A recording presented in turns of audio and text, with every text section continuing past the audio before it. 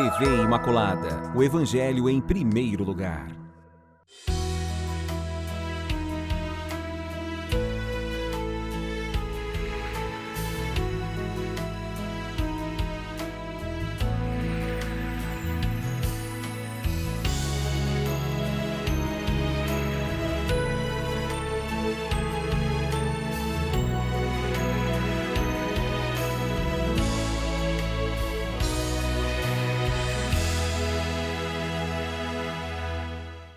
Olá, queridos amigos, iniciando o nosso programa, nossa aula, nosso estudo, nosso momento de aprendizado e aprofundamento, porque só assim fazemos crescer a nossa fé.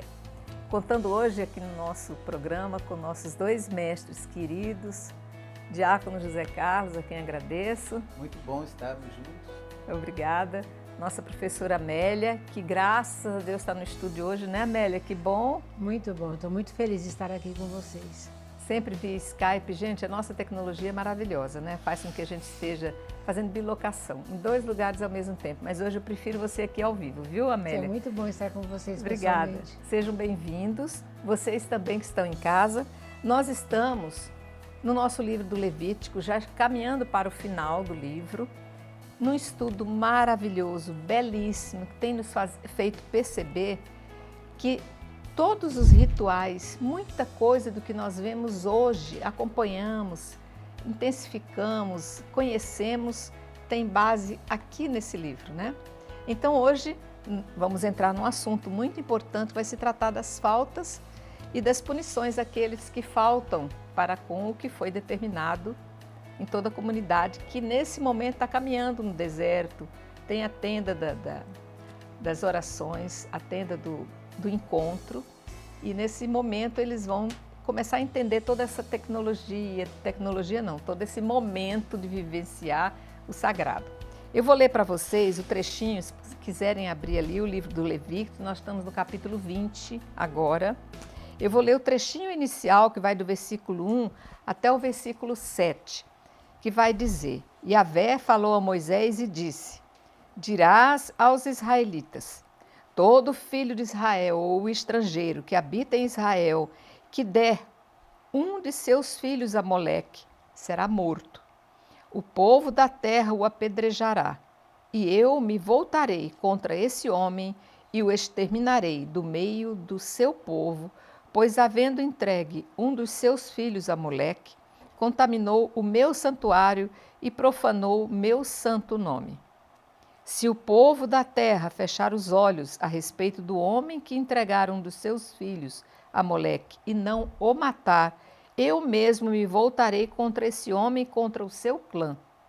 Eu os exterminarei do meio do seu povo, tanto a ele como a todos aqueles que depois dele se prostituírem, seguindo a Moleque. Aquele que recorrer aos necromantes e aos adivinhos para se prostituir com eles, voltar-me-ei contra esse homem e o exterminarei do meio do seu povo. Vós, porém, vos santificareis e sereis santos, pois eu sou Yahvé, vosso Deus.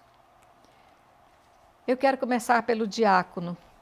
Entra agora a questão exatamente das penalidades, das punições. Naquele tempo, algo tão importante, tão exigente, tão clamado, pedido que fosse observado, né, diácono? Verdade. Mas trazendo para os nossos dias de hoje, o povo esqueceu essas exigências, né? Eu penso assim, nós temos que contextualizar, porque, como diz um comentador, o Schockel, esse texto ele é assim, surpreendente. Se nós fizermos assim, um recorte e lermos esse texto da Sagrada Escritura, né, sem correlacionar com a revelação de Deus, é algo assim muito surpreendente. E aí nós corremos o risco de ser fundamentalista, de lermos a palavra de Deus ao pé da letra. E se nós quisermos trazer ao pé da letra para os dias de hoje, aí se torna um problema, aí é perigoso o fundamentalismo, é perigoso o fideísmo, é perigoso a gente usar a palavra de Deus como um instrumento de legitimação por exemplo, da pena de morte, não é? Que o Decálogo diz, não matarás. Então nós temos aqui uma aparente contradição, né? Com o mandamento que Deus colocou, escreveu com o seu dedo na pedra, e é uma aparente contradição. Por quê? Porque aqui nós já vemos nesse código, né, de santidade, começa com o código de santidade, mas aqui no capítulo 20 vão começar as sanções. Aí fica aparecendo esse código civil, código penal, né, das leis humanas, que apresenta determinado crime, determinada violação à lei. Aí à frente tem as penas, né? Isso. Artigo 171, não sei o quê. Aí qual que é a pena para quem cometeu 171? Prisão, etc, etc. Então aqui nós temos as penas. Inclusive, nós vamos ver aqui a pena capital. Então a gente tem que contextualizar, né? Então nós estamos entrando aqui nesse capítulo das sanções, mas nós temos que entender que grande parte do livro Levítico foi escrito no pós-exílio. Ele é situado na caminhada do deserto, mas foi escrito pelo autor sacerdotal no pós-exílio. Então nós vamos perceber, depois eu vou deixar você comentar, tá? Não vou tomar todo o tempo não. Mas nós vamos perceber que aquilo que a gente aprende na teologia, que a Bíblia é a palavra de Deus, mas revelada para nós em palavras humanas. E nós percebemos também aqui a progressividade da revelação. Deus revelou lá os 10 mandamentos, mas aqui no contexto do exílio, né, o autor sacerdotal voltando do exílio de Babilônia, reconstruindo, então eles têm, a gente percebe por trás disso a teologia da retribuição. Então eles pensam, por que nós sofremos tanto lá no exílio? Por que Deus permitiu que nós fôssemos para o exílio? Porque nós nos prostituímos, nós cometemos idolatria, nós aderimos às práticas dos pagãos, então Deus nos retribuiu com o exílio, com todo esse sofrimento, por causa do nosso pecado, da nossa impureza. Então, naquele contexto, o autor sacerdotal desenvolveu tudo isso, claro, muito bonito, sede santos como eu sou santo, mas agora vem a retribuição, né? E aí, nós já temos aqui nesse capítulo 20, não é? Algo assim, por um lado, muito bonito, uma grande evolução. Por quê? Porque realmente o povo israelita ele estava ali contaminado com as práticas pagãs. E esse deus Moloque, ou Moleque, né? Algumas tradições trazem como Moloque, outras tradições trazem como Moleque. A origem da palavra Moleque está aí. Né? E aí, então, o que eles faziam? Para obter o favor desse deus, ou aplacar a ira desse deus pagão, chamado Moleque, os pagãos sacrificavam seus filhos, né? Sacrifício de crianças. E tinha muitos do povo de Deus, muitos hebreus que assimilaram isso e estavam fazendo isso. Porque quando a gente vê na palavra de Deus uma determinada proibição, é porque aquele crime, aquele pecado estava acontecendo. Então, por um lado, nós vemos aqui a defesa da vida da criança. Muito bem, né?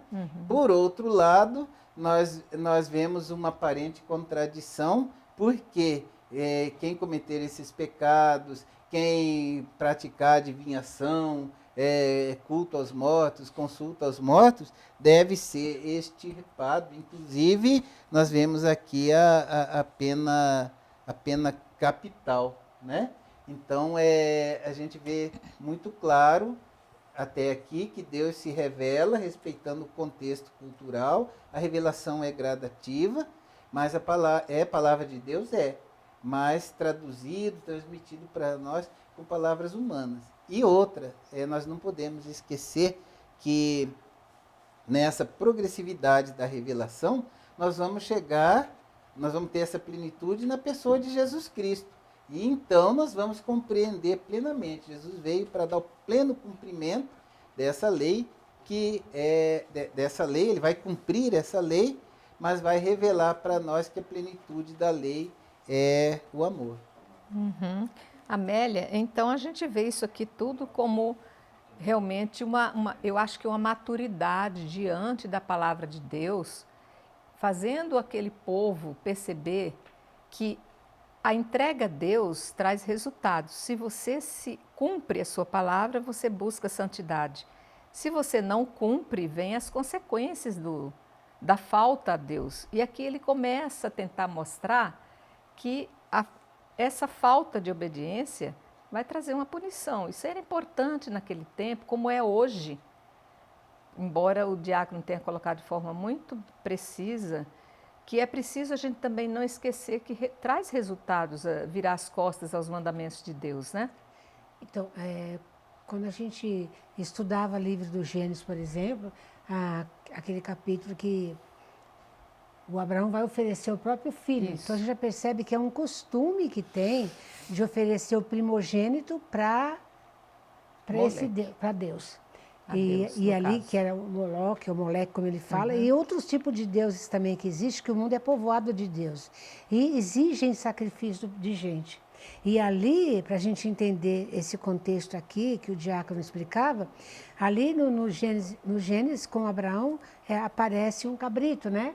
E Deus fala, para dizer bem para a gente que Deus, esse nosso Deus não quer sacrifício de gente, não quer matança. Isso. E aqui eles colocam quase que a mesma coisa, não sacrifica, mas também tem a contrapartida. Aí você vai morrer. Então tem que entender naquele contexto, porque senão hoje a gente vai também achar que tudo está certo. Não fez, mata. Não fez, quem matou tem que ser morto. E não é assim, então tem que entender do contexto. A gente vai percebendo, então, que a idolatria também, porque para esse povo que estava no exílio, a idolatria aqui, às vezes é chamada de prostituição. Por quê? Porque Deus, quando Deus tira o povo do exílio do Egito, né? Deus chamou esse povo de povo meu. Aí tem uma metáfora para dizer que o povo é a esposa de Deus, né? Então, quando a esposa adorou outros amantes, quer dizer, deixou outros deuses, né? É uma metáfora. Então, Deus também a abandonou. E aqui, então, eles sabem, nós somos para o exílio da Babilônia porque nós fizemos a idolatria e Deus nos castigou. Então, voltando para reconstruir a comunidade de novo, e tem gente misturada na comunidade, para reconstruir a comunidade, então, a chamada tradição sacerdotal vai escrever essas normas aqui. São as leis para o bem-estar da comunidade. É pesado, mas para aquele contexto foi o que foi colocado. Então, eu não posso pegar essas leis aqui para hoje também. Imagina você vai na igreja e na hora da homilia o padre lê esse texto aqui e fala, então, está escrito a palavra de Deus. Não é assim. Eu não posso colocar na boca de Deus palavra que Deus nunca disse. Porque se eu vou no Êxodo 20, Deus fala, não matarás. Aí ele fala para não adorar outros deuses, porque bem dizer assim, olha, eu libertei vocês, eu amo vocês de paixão. Então amem só a mim, porque se vocês amarem só a mim, não vai mais ter escravidão. Mas se você amar outro Deus, ou se prostituir com outros deuses, você vai cair na escravidão de novo. Então é um cuidado. Aí eles colocam essas normas, que para hoje não servem, mas a gente pode entender o texto. E para hoje também a gente fala, para a gente não ficar adorando outros deuses, às vezes são deuses homens, que têm um poder na mão e determinam em nome de Deus o que é certo e o que é errado. E eu faço isso e eu caio novamente... Aí eu vou aprovar qualquer lei, morte. Na realidade, o que quer dizer aqui, bem assim, para que eu entendo, se você não cumprir, às vezes está excluído da comunidade. Quando a gente vai no livro de Deuteronômio também, no capítulo 12, versículo 31, e eu vou ler desde o 29 para entender.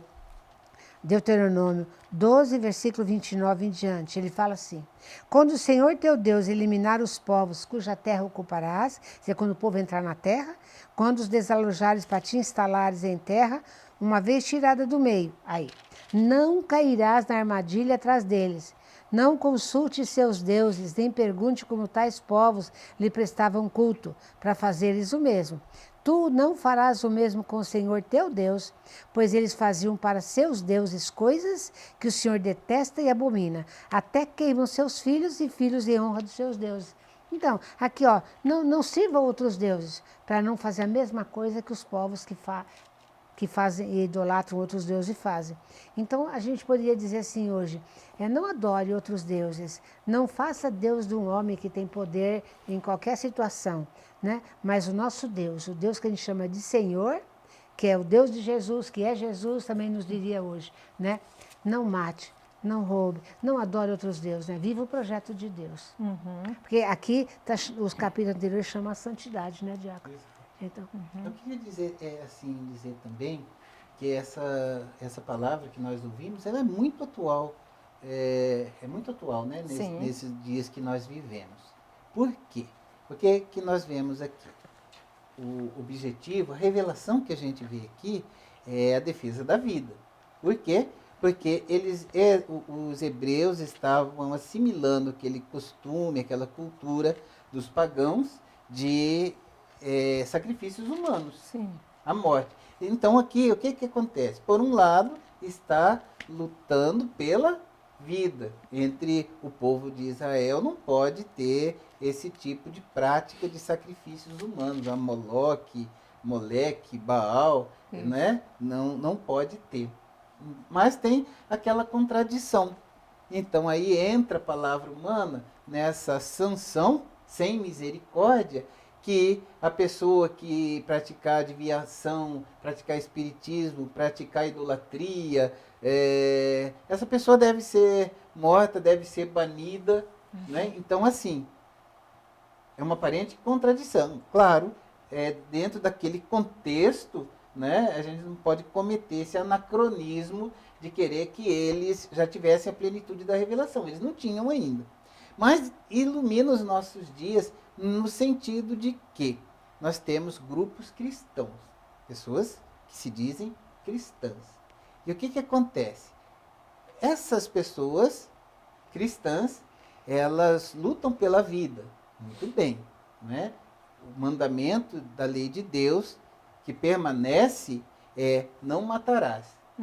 Jesus vai além, ele fala, além de não matar, se você já desejar a morte, falar mal de alguém, você já está matando a pessoa, já está cometendo. Jesus, ele vai, a plenitude. Mas, então, esses grupos defendem a vida humana, por exemplo, contra o aborto.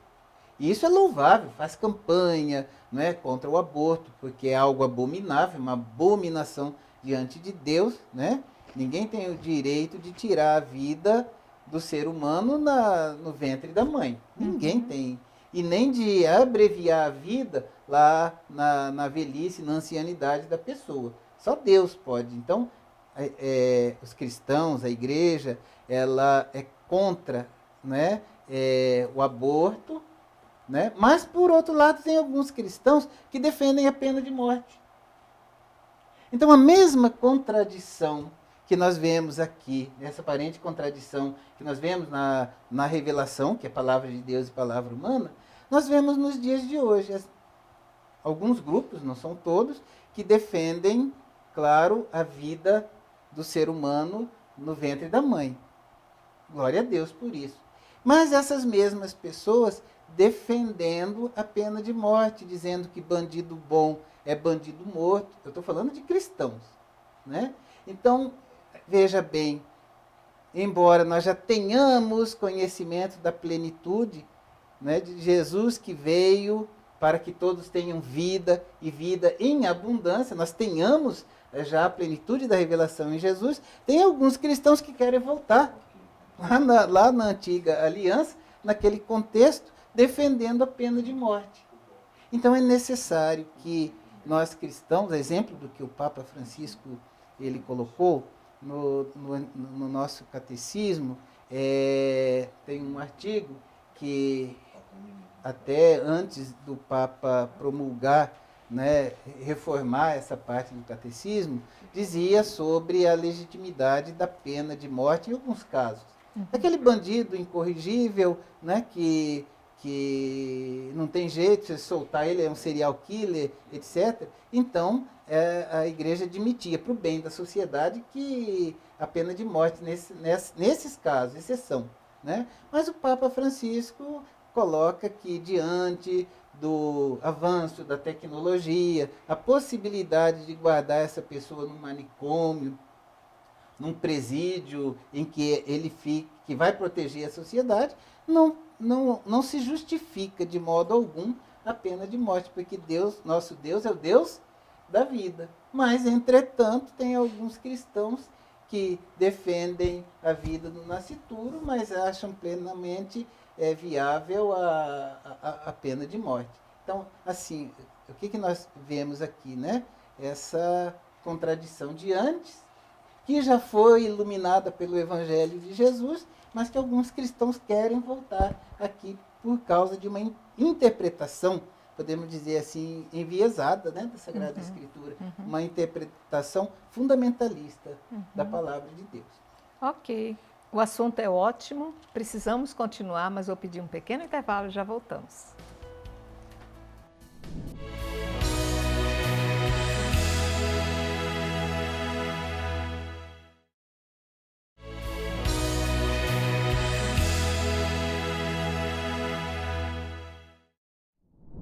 Voltamos. Eu vou pedir, então, que nós estamos acompanhando o capítulo 20 do livro do Levítico. Pedir que vocês acompanhem do 8, versículo 8, até o versículo 21, que vai especificar com mais detalhe essas questões das proibições. Vai dizer assim: guardareis os meus estatutos e os praticareis, pois sou eu, Yahvé, que vos santifico. Portanto, quem amaldiçoar a seu pai ou a sua mãe deverá morrer. Visto que ele amaldiçoou a seu pai ou a sua mãe, o seu sangue cairá sobre ele mesmo. O homem que cometer adultério com a mulher do seu próximo deverá morrer, tanto ele como a sua cúmplice. O homem que se deitar com a mulher de seu pai descobriu a nudez de seu pai. Ambos deverão morrer, o seu sangue cairá sobre eles. O homem que se deitar com sua nora será morto juntamente com ela. Então, estão contaminados e o seu sangue cairá sobre eles. O homem que se deita com outro homem como se fosse uma mulher, ambos cometeram abominação, deverão morrer e o seu sangue cairá sobre eles. O homem que toma sua esposa, que toma por esposa uma mulher e a mãe dela, comete incesto. Serão queimados, ele e ela, para que não haja incesto no meio de vós. O homem que se deitar com um animal deverá morrer, e matareis o animal. A mulher que se aproximar de um animal qualquer para se unir a ele será morta, assim como o animal. Deverão morrer, o seu sangue cairá sobre eles. O homem que tomar por esposa sua irmã, a filha de seu pai ou a filha de sua mãe, e vira a nudez dela, e ela vira dele, comete uma ignomínia. Serão exterminados na presença dos membros do seu povo, pois descobriu a nudez de sua irmã e levará o peso de sua falta. O homem que se deitar com uma mulher durante as regras dela e descobrir a sua nudez, põe a descoberto a fonte do seu sangue, e ela mesma descobriu a fonte do seu sangue. Serão ambos eliminados do meio do seu povo. Não descobrirás a nudez da irmã da tua mãe, e nem a nudez da irmã de teu pai, pois assim põe a descoberto a sua própria carne, e levarão o peso da sua falta. O homem que se deitar com a mulher de seu tio paterno descobriu a nudez deste, e levarão o peso da sua falta, e morrerão sem filhos. O homem que toma por esposa a mulher de seu irmão comete uma torpeza, pois descobriu a nudez de seu irmão, e morrerão sem filhos. A gente vê isso aqui naquela época, que eu digo naquela época, essa época também, gente, a tendência humana é a mesma em todas as épocas, né? A nossa tendência ao pecado nunca muda, né? Mudam só os tempos. Mas isso aqui não tinha uma importância fundamental para trazer de volta o povo a uma forma mais responsável de ver tudo e a todos. Não era assim? Então, a gente começa quando você começou a ler, a gente já começa a pensar. Aqui está falando mais na questão da família. E se está falando isso aqui, porque isso acontece no meio da comunidade. Com certeza. Está acontecendo. Então, o que está acontecendo lá? Pessoas que, tanto é que lá no Êxodo fala assim, a questão de respeitar pai e mãe. Sim. Né? E eu gosto de falar que pai, numa comunidade onde você pertence, pai e mãe, nós somos pai e mãe de todas as pessoas da comunidade. Então tem que ter esse respeito, seja na velhice, seja como for. Então ele começa falando, parece que é mais questão de excomunhão, está fora da comunidade. Então, na comunidade está acontecendo o quê? Que as pessoas estão deitando com a mulher do pai, porque o homem podia ter várias mulheres e concubinas também. E a gente vai lembrar aqui, no livro do Reis, o caso de Davi, que tinha suas esposas e pegou a mulher do Urias, né? Então, se fosse ver, merecia ter morrido ali. Tá, mas se arrependeu, foi perdoado. Depois a gente vai ver assim, aquele que amaldiçoar seu pai e sua mãe, caia seu sangue. E vai ter sempre o refrãozinho, caia seu sangue sobre ele, né? Que seu sangue caia sobre ele toda hora. Então, está acontecendo o que na comunidade? Os pais estão sendo amaldiçoados e abandonados. Está acontecendo que alguém está pegando a mulher do pai, que ele tem muita, está pegando uma. Está acontecendo também que o pai está deitando com a mulher do filho. É uma bagunça generalizada, né? A moral. Depois também, ao mesmo tempo, ele tem a mulher, ele casou com a filha, mas também tem relações sexuais com a mãe dela. Tem gente deitando com o animal. Depois também, se você também não vai respeitar a irmã. Tem o caso de Rei também, que o rapaz pegou a irmã dele, a Tamar também, né? Sim. Iludiu ela, que estava doente, pediu para fazer uma comidinha especial para ele nos aposentos dele. Quando ela trouxe a comida, ele abusou dela. Ela implorou, não teve jeito, ela abusou. Ele abusou dela. E depois, quando abusou, mandou embora. E ela pediu, pelo amor de Deus, porque ela seria agora excluída do povo também, porque não seria mais uma moça, né? Mas ele mandou ela embora. Então, aí outra coisa aqui, que dentro do contexto da época, não pode ter relações com mulher que estiver menstruada. Porque fala que vão ser excluídos do seu povo. Também não pode ter relações com a tia materna, lógico, tia materna, tia paterna, nem com a cunhada do pai e nem com a cunhada, outra cunhada que ele tiver. Então, são normas que está acontecendo na comunidade de coisas fora do eixo. Então, começa. E pela capacidade de pensar deles, pelo contexto da época, tudo, ele fala que seu sangue cai sobre ele, será um réu de morte. Aí se deitar com o animal, vai matar ele, mata o animal também, ou ele. Vai carregar o peso da sua culpa. Engraçado que se por acaso ele tiver relações com a irmã, não fala que vai morrer. Fala que vai carregar o peso da sua culpa. Percebe o machismo também? Né? É verdade. É verdade. Então, aqui é para pôr ordem na casa. Então, não pode. Você já tem sua companheira, não pega a companheira do outro. É para o homem, porque se deitar com uma mulher, se tomar sua irmã, entendeu? Não ter relações. Então, isso aqui mais é para o lado masculino, porque os homens fazem isso. Os homens, além das esposas, podem ter concubinas. Então, tudo bem, se tem suas esposas, tem suas concubinas, então não pega a mulher que é do outro. Né? Porque você já tem a sua. E eu estou vendo aqui, Amélia, o seguinte, isso aí foi na saída do povo do Egito há quantos mil anos atrás. E a gente vai ver, no tempo de Jesus, João Batista já vai ser aquele que vai chegar e apontar para o tetrarca da época e dizer, cara, você está errado, você está dormindo com a irmã, com a mulher do teu irmão, a Herodíades, né? E ainda levava Salomé, que é a mulher dele, para aquela bagunça generalizada. Foi morto por isso, né? Quer dizer, apesar de todos os ensinamentos, apesar de tudo que é colocado como lei e norma, o homem continua transgredindo as leis de Deus. E acha que isso pode acabar em algum lugar bom. Diácono? É muito interessante, né? Essa reflexão. Por quê? Você falou a questão do deserto. Lá no deserto acontecia tudo isso. Mas a gente via ali no início do programa, inclusive a Amélia também, ela explicou que esse texto do Levítico é do autor sacerdotal. E já é bem depois, ele situa lá no deserto para legitimar todas essas práticas, todas essas punições.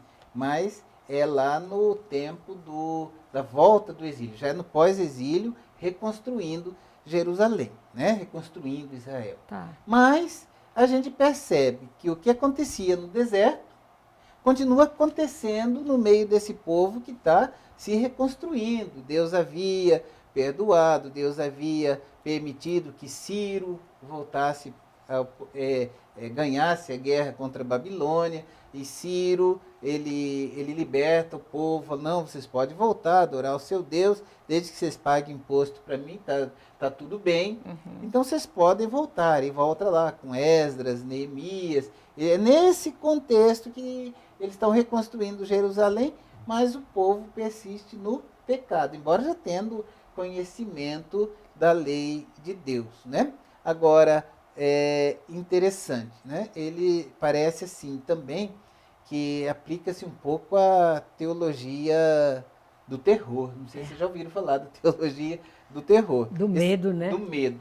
Esse povo não tem jeito, esse povo não se converte, então nós vamos ter que impor essas sanções para ver se o povo toma jeito, toma atento, se converte, volta aos caminhos do Senhor. Então, é uma forma de forçar o povo, de impor. Né? Mas se a Agora, gente... só completando. Aí, quando chega a plenitude da revelação de nosso Senhor Jesus Cristo, o que nós vamos ver? Né? Ele diz, sacrifício, eu quero misericórdia, não quero sacrifícios.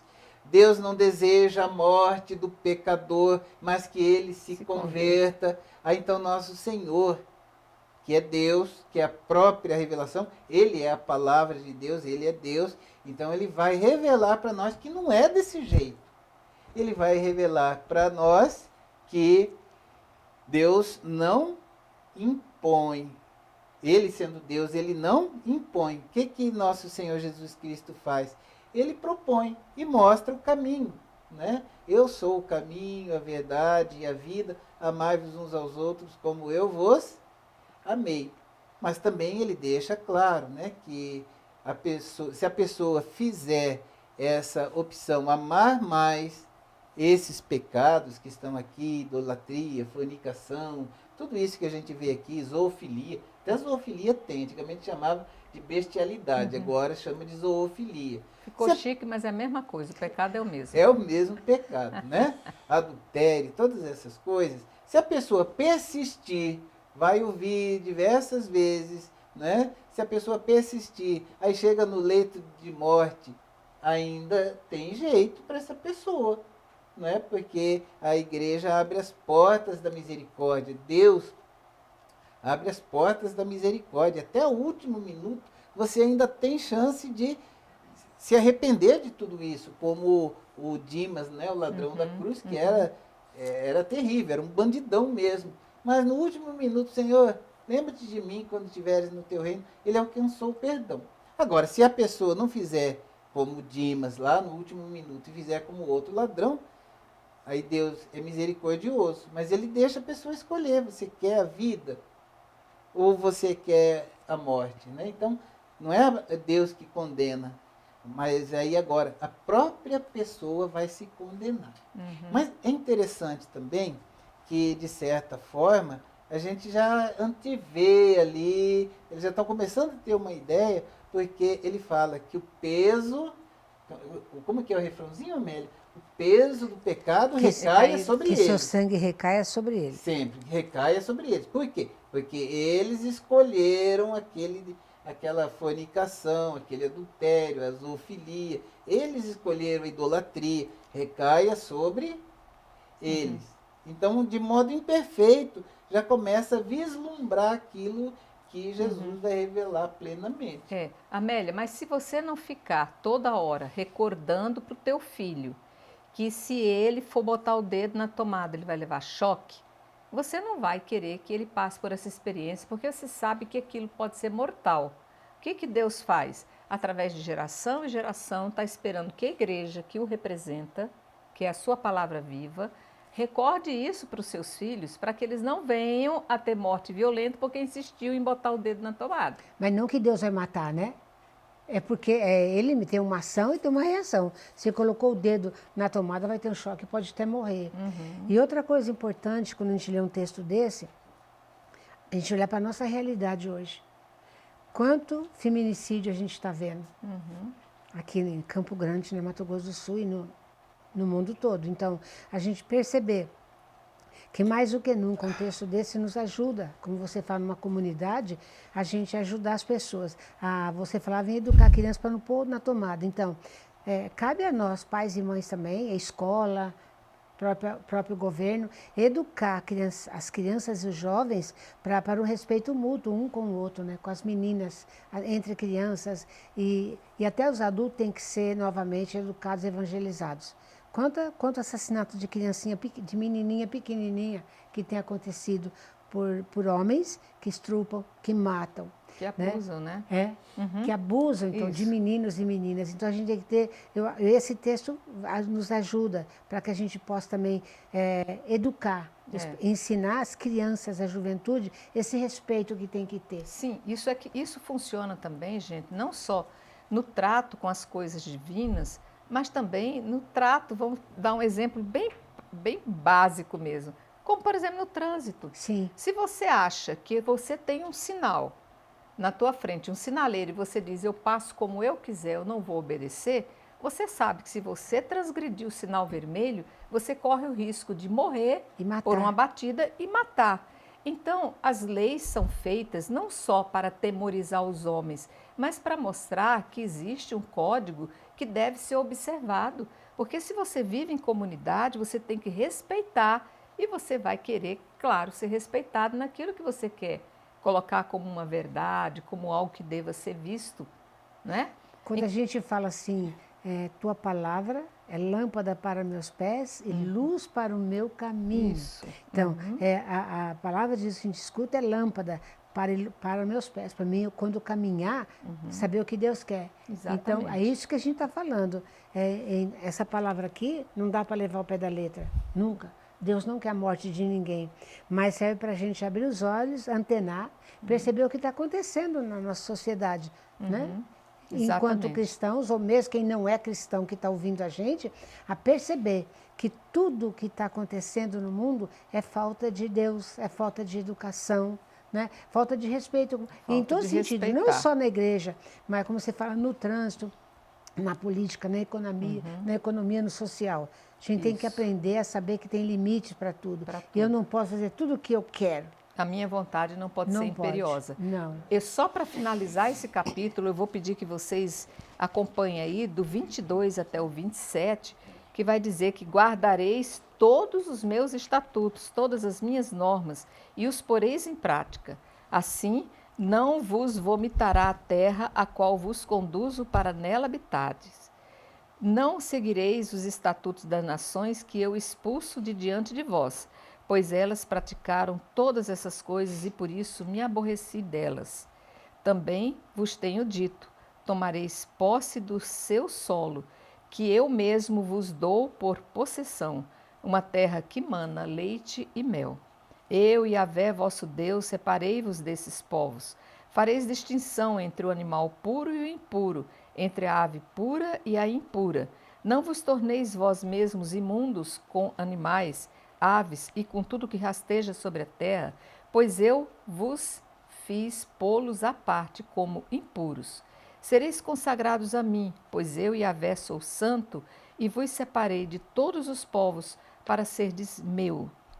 O homem ou a mulher que entre vós forem necromantes ou adivinhos, serão mortos, serão apedrejados, e o seu sangue cairá sobre eles. Aqui Deus está falando o quanto ele é ciumento. Seu amor e sua busca, a sua orientação deve sempre buscar a mim, estar sempre em cima das minhas leis, e não em cima de deuses, como o Moleque, como você mesmo colocou, né, como todos os outros deuses, que muitas vezes traz por trás de seu legado essas corrupções que aqui a lei tenta combater.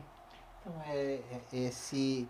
o autor do Levítico, ele faz sempre essas conclusões, né? E aí Deus, como já dissemos, palavras de Deus em palavras humanas, mas nós temos aqui sempre palavras de Deus, né? E Deus, ele está mostrando que ele é um Deus que nos ama, e por ele nos amar, ele é um Deus ciumento. Ele tem zelo, ele tem ciúme, porque nós somos pertença dele. Vocês são meus, ele vai dizer aqui, né? Porque nós somos pertença dele. E hoje falta ao mundo essa noção de pertença. Nessa sociedade líquida, não é que nem diz o Bauman, ninguém é de ninguém. Os relacionamentos, as amizades, né? São líquidas, que se desfazem. Por quê? Porque não se tem sentimento de pertença e existe também uma crise de autoridade, né? Filhos que não respeitam os pais, alunos que não respeitam professores nas escolas, né? Pessoas que não respeitam também as leis. E por falar em leis também, Deus aqui ele alerta contra outra coisa, né, que a gente tem que falar. Ele alerta contra as leis iníquas, porque aqueles povos cananeus, os vizinhos lá de Israel, eles tinham lá suas leis, mas eram leis iníquas, leis que permitiam o sacrifício de crianças, né? Leis idolátricas. Então Deus está alertando, está falando para nós hoje também, não é? Porque não significa que se um governo, um legislador iníquo dos nossos tempos aprova aborto, divórcio, leis iníquas, não significa que nós, né, devemos seguir essas leis, porque aqui tem a separação. Okay. Então nós estamos no mundo, mas não somos do mundo, então tem que haver essa separação na nossa vida entre luz e trevas. Que tem dois caminhos, né, José? Tem dois caminhos. Você escolhe ou a vida ou a morte. Aqui essas leis são isso. Se você escolher a vida, está aqui. Se você escolher a morte, você está fora da comunidade. Ok. Se nós temos o direito da escolha, nós temos o direito também e o dever de aceitar o que vem junto com essa escolha, as consequências delas, né? Encerramos hoje esse capítulo 20 do livro do Levítico. Não deixem de estar no nosso próximo programa. Vamos entrar no 21, assuntos cada vez mais intensos, para que a gente finalize esse livro do Levítico com muita sabedoria. Convido você a não deixar de estar conosco. Agradeço nossos mestres, Diácono, obrigada, professora Amélia, agradecida, e a você também que esteve conosco, firmando um compromisso, nosso próximo encontro, Página da Bíblia. E até lá, salve Maria Imaculada. Salve Maria Imaculada.